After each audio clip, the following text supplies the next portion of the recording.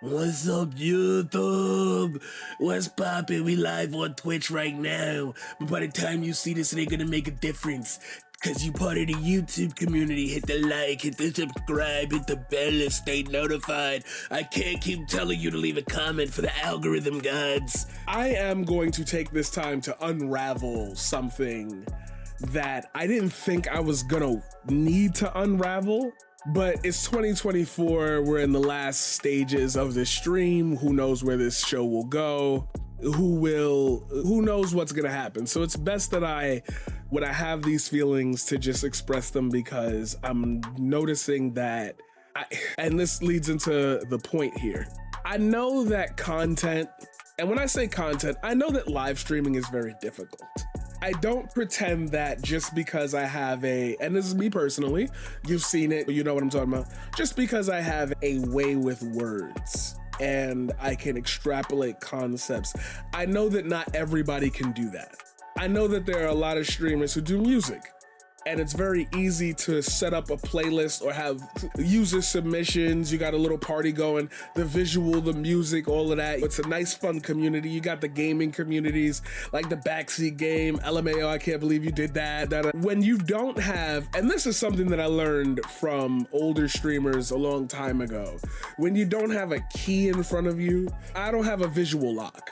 I might have a video I'm watching, I might have a game that I'm playing, but I sell myself on it being me that's like providing the entertainment. And for a lot of people who also fall into these niche patterns, they provide their own entertainment through themselves. But there is a carry through when you are a DJ and your point is to play music. I don't need to truly focus on like the screen if I'm fucking with the vibes of the set. So as I take out the artistry forms that are displayed on this platform, I am left with, quite simply, the art of conversation, the art of podcasting, the art of reacting, the art of covering things. And Hassan, yeah, we're doing this again. Hassan had said something a few days ago. I'm sorry, I think that was like 2 days ago or yesterday. Anyway, regardless, he had said a lot of his haters or a lot of his detractors always sit there and say that all he's doing is reading tweets. And I remember when I got a scoop from a journalist that posted it on Twitter about Andrew Tate, I remember I said I was going to cover it because I had got tagged as like, hey, this is good news for you to like get a break on if you want to be one of the first people to hit it on YouTube. And I was like, yo, yes, let's go. Thank you for considering me, like blah, blah, blah. All of that was happening, but in the other side of my friend's aisle, when I spoke about it, everybody clowned me. Everybody laughed at me. I even had a friend of mine come in and say, yo, bro, I just don't want to see you capping on the gram talking about you doing big things when like all you're doing is reading tweets. When I learned of that disconnect a few years ago, where you're not even aware of how news has like changed, and I'm supposed to react to like newspaper clippings and stuff. There's a level upon a level. And then there's a level beyond that of how layered you can make your commentary on certain social situations, because you need to be, yet again, engaging in order for people to give a fuck about what you're talking about.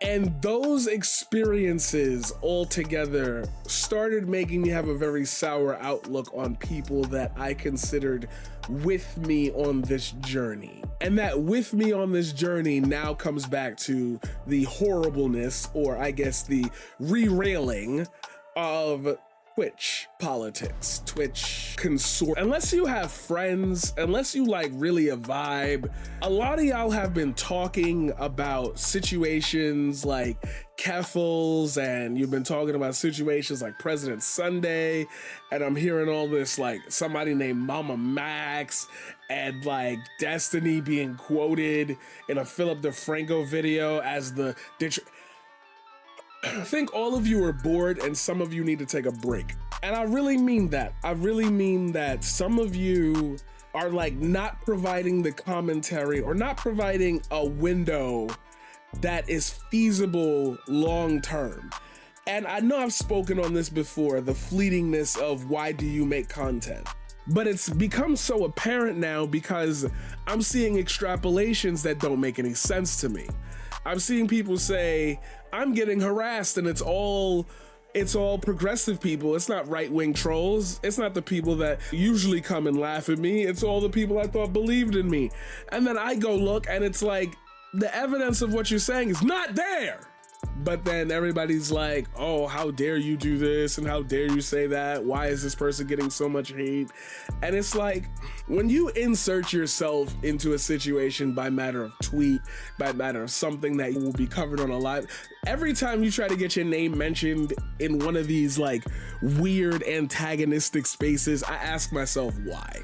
What? Like, what is it about self-introspection that's bothering you so much that you respond to certain situations, certain things that you're tipped off about, certain, like, what makes you feel justified in worrying about someone else? And why is it a concerted effort that is very easily recognizable?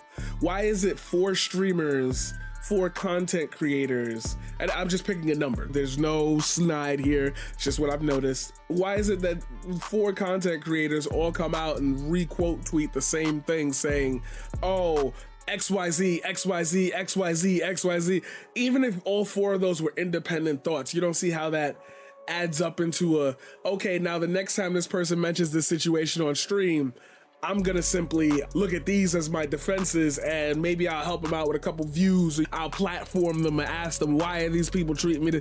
You get into this wondrous world where, and I don't wanna call it clout sharking. I don't, because like clout is beyond, it's beyond the idea that we are all hyper aware of the fact that this site is mostly used by white people. Like, it's beyond the notion that there is a counterculture in any shape or form that these people run circles in. They are like, and that's what I've been saying for a long time, is like, if you get a 4chan graper in your chat and they stick around and they fucking with the vibe and like they egg on certain drama and they chat certain, it's like, do you see the plentiful responses as a metric of success, or do you worry like about who's behind the username? I always worry about who's behind the username, but this might be my inflection towards life because I am Black. When I picture why a concerted effort would exist to lift up somebody who really doesn't need the attention, it only serves me, I only get served one conclusion. I can only come to that conclusion.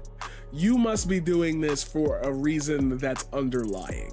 The surface level conversation that you're having, the tweets, the videos you'll make, the, oh my God, everybody's unhinged reacting to go back to the beginning. Are you fit for specifically doing this, or should you express yourself a different way? Because for me, I view what I cover and how I'm invited into certain news circles, political circles, to be an advantageous benefit as long as I continue to speak up and say, hey, this doesn't fit, that doesn't fit, this doesn't fit. A lot of people that I consider to be at my level, viewership wise, socially wise, the bottom barrels of Twitch, the 15, 20, 30 viewer Andes, I always ask myself, what is the purpose / point of me ever capitulating to want to invite that audience in, to want to invite those usernames in, to want to invite that vibe in, knowing that the only reason I'm here is because, or the only reason they're here is to see a development of a situation that has jack shit to do with anything with you personally. The moment I start talking, remember, I used to remember 2020, 2021, the drama is high, and like people who would cover and put drama in their titles would get like a boost in viewership. Oh, you talking about the stuff, bro?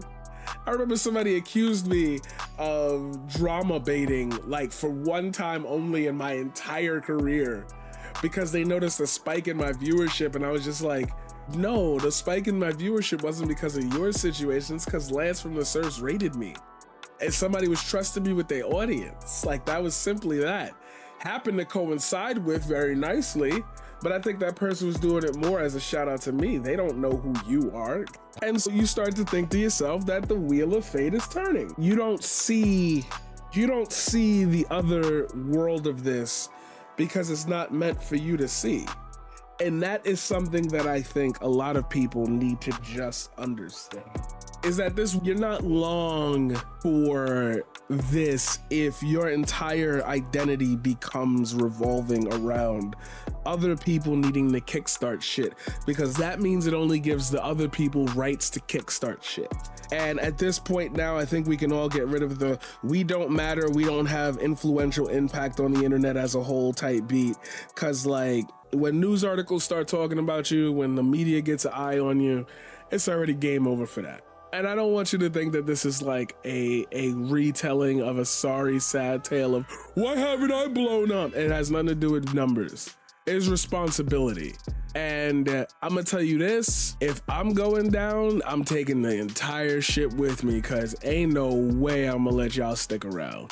So please don't have me extend my show past November 5th, 2024 out of spite, because a lot of y'all move goofy, and I've already got enough internet time to back me up.